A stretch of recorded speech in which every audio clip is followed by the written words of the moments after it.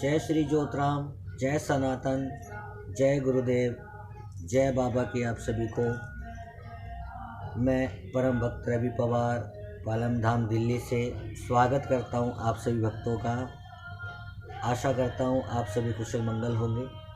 श्री ज्योतराम महाराज जी की कृपा आप सभी पर बनी होगी और मेरी मंगल दुआएं आप सभी के साथ हैं। तो आइए आज बात करते हैं श्री ज्योतराम महाराज जी की पूजा की विधि की। जैसा कि देखने में आ रहा है कि ज्योतराम जी की पूजा सेवा भक्त जो है कोई किसी प्रकार से कर रहा है, कोई किसी प्रकार से कर रहा है। आज हम बात करते हैं ज्योतराम जी की विधि पूर्वक पूजा किस प्रकार करी जाती है और जो इनका नियम विधि विधान है आज मैं आप सभी के साथ साझा करता हूँ। तो प्रतिदिन प्रातःकाल अगर हो सके तो ब्रह्म मुहूर्त में आप सभी को उठकर स्नान आदि करना चाहिए। सुबह सुबह पूरे ही घर की साफ सफाई यानी कि बहुत अच्छा माताएं जो है घर में बुहारी लगाएं। बड़े बड़े संतों ने कहा है ना कि सुबह सुबह की बुहारी घर में दुख रहे ना बीमारी। तो साफ सफाई घर की प्रातःकाल शुभ मुहूर्त ब्रह्म मुहूर्त में आप सभी करें। उसके बाद में शौच आदि से निवृत्त होकर स्नान आदि करके आप श्री महाराज के मंदिर में जाएं और सबसे पहले एक जल का लोटा भरकर उसमें 3 चुटकी भभूति बाबा भभूता सिद्ध ज्योतराम महाराज जी का नाम लेकर आपको उस जल के लोटे में डालनी है। उसके बाद में उस जल का छिड़काव अपने पूरे घर में करना है। कोई भी एक भी कोना ऐसा ना हो जहाँ उस जल का छींटा आपने ना दिया हो। जल को छिड़कते छिड़कते छिड़कते छिड़कते आपको अपने मुख्य द्वार पर जाकर अंदर की तरफ खड़े होकर जल का जो बचा हुआ भाग है, जो उसका शेष भाग जो रह गया है जल का, आधा इस कोने पर डालें और आधा इस कोने पर डालें। बाद में वो जल का लोटा जो है दोबारा भरकर आप मंदिर में अपने पास स्थापित करेंगे। उसके बाद में आप आसन पर बैठकर पूजा करें। जमीन पर, धरती पर या कुछ भी बिछाकर पूजा ना करें, आसन बिछाकर पूजा करें। आपके जो आसन है वो काला या लाल रंग का कंबल हो, क्योंकि हमारे सनातन में 7 प्रकार के आसनों का उल्लेख किया गया है, जिसमें से 7वां जो आसन है वो कंबल का है। या तो वो काले कंबल का हो या लाल रंग के कंबल का हो। ऊपर आप सफ़ेद रंग की चादर बिछाए, कोई दिक्कत नहीं। उस पर बैठकर आपको पूजा करनी है बाबा भभूता सिद्ध ज्योतराम महाराज जी। उसके बाद में एक दीपक में 2 बाती। अब आप कारण चाहेंगे जानना कि एक दीपक में 2 बाती का कारण क्या है, मैं बता देता हूँ आपको। बाबा ज्योतराम महाराज जी को जब भभूता सिद्ध महाराज भगवान शिव के सम्मुख लेकर गए थे तो वहाँ महाराज जी के 3 वचन हुए थे। भगवान शिव ने बाबा ज्योतराम महाराज जी से 3 वचन लिए। पहला, इस संसार में ऊंच नीच का भेदभाव नष्ट करना है। दूसरा, अपने गुरु को अपने साथ पुजवाना है। तीसरा, मदिरा का सख्त परहेज बताना है। बाबा ज्योतराम महाराज जी ने इन तीनों वचनों को स्वीकार किया था जब से ये प्रथा आरंभ हुई थी कि भभूता सिद्ध महाराज जी की ज्योति जो है और ज्योतराम जी की ज्योति एक ही साथ प्रचंड हुई, एक दीपक में प्रचंड हुई।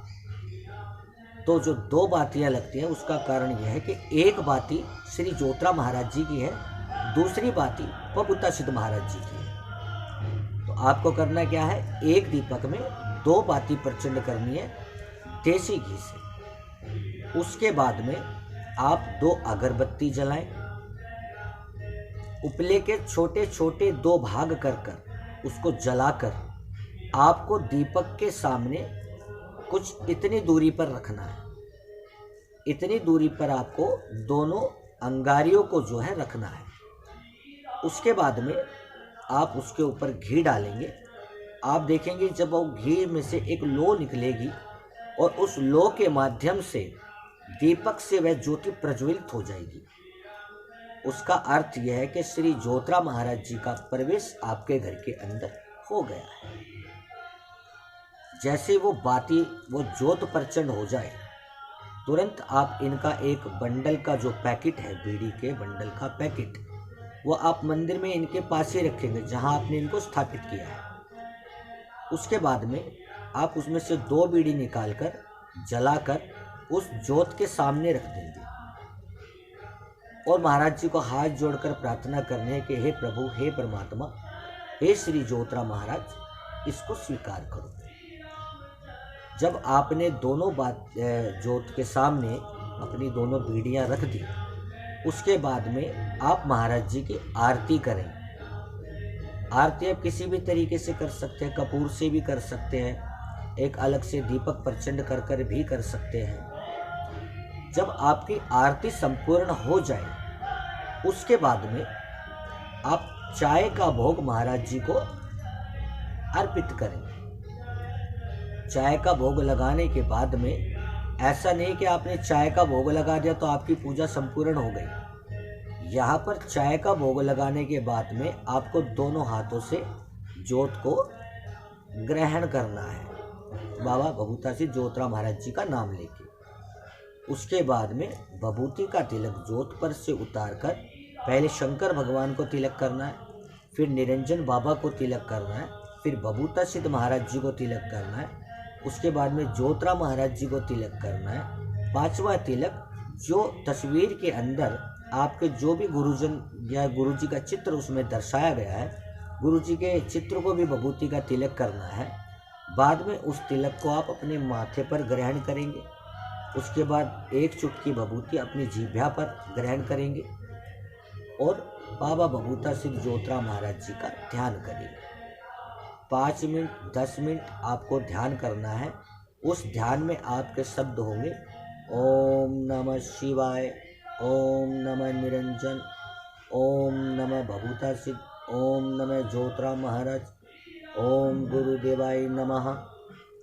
इस प्रकार से आप मन ही मन के अंदर उन शब्दों का उच्चारण करेंगे। उसके बाद में परिवार के सभी सदस्यों को इस पूजा में शामिल करना अनिवार्य है, क्योंकि परिवार के जो सदस्य हैं उनकी सुरक्षा के लिए, उनकी रक्षा के लिए श्री महाराज सदैव तत्पर रहते हैं।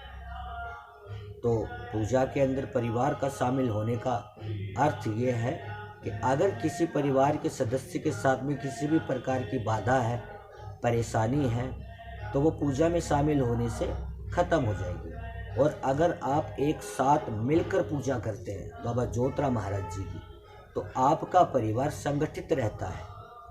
उसे कोई भी शत्रु, कोई भी बैरी कितना भी तोड़ने की चेष्टा कर ले, वो अपने उस कार्य में विफल होगा। इसलिए मेरी विनती है आप सभी से, जब पूजा का समय हो तो परिवार के सभी सदस्य एकत्रित होकर श्री महाराज जी की पूजा करें। और फूल पुष्प अर्पित करना, ये तो आप सभी जानते हैं कि देवी देवताओं को पुष्प कितने प्रिय होते हैं। भगवान जी को पुष्प चढ़ाएं, उनका ध्यान करें, उनका सिमरन करें। और फिर अगर घर में किसी को किसी भी प्रकार की पीड़ा है, कष्ट है, तो पूजा के अंदर उस सदस्य का जल का एक गिलास भर के रखना है। उस गिलास के अंदर 2 चुटकी भभूति डालकर नित्य नेम उस सदस्य को पिलाएं जिसके शरीर में किसी भी प्रकार का कष्ट है, पीड़ा है। नियमित इस नियम को करने से, भभूति को नियम से पीने से वो पीड़ा खत्म हो जाएगी, वो बीमारी नष्ट हो जाएगी। और जब पीड़ित प्राणी को आप भभूति स्नान के वक्त उसकी बाल्टी में, उसके जल में 2 चुटकी भभूति डाल के उसे स्नान कराएं। ये भभूति से स्नान तो नॉर्मली इंसान भी कर सकते हैं, आप लोग वैसे भी कर सकते हैं, क्योंकि भभूति डाल के स्नान करने से आपके शरीर की जितनी भी नकारात्मक ऊर्जा है वो सारी की सारी आपके शरीर से परे हो जाती है और आपके शरीर पर किसी प्रकार का कष्ट भी नहीं आता। आप हर वक्त स्वस्थ महसूस करने लगेंगे। ये कुछ क्रियाएं हैं जो आप प्रतिदिन नियम से अगर करते हैं तो आपका शरीर भी स्वस्थ रहेगा और किसी भी प्रकार के करतूत कराव से आप सुरक्षित रहते हैं। तो ये थी बाबा की पूजा की विधि, विभूति के प्रयोग की विधि। मेरी आशा है कि आप सभी को मेरी ये बात समझ में आई होगी और मैं आप लोगों के लिए आगे भी श्री ज्योतिराम महाराज जी से जुड़ी हुई बातें लाता रहूं, आप सबको बताता रहूं। तो मेरी विनती है आप सबसे, इस चैनल को सब्सक्राइब करें और दूसरों के साथ भी शेयर करें, ताकि जो लोग ज्योतिराम महाराज जी की पूर्ण विधि को नहीं जानते हैं वो भी इस विधि को जान लें। तो मेरी आप सभी से यहीं पर विनती प्रार्थना है, मुझे विदाई दे। जय श्री ज्योतिराम, जय बाबा की, जय सनातन, जय गुरुदेव।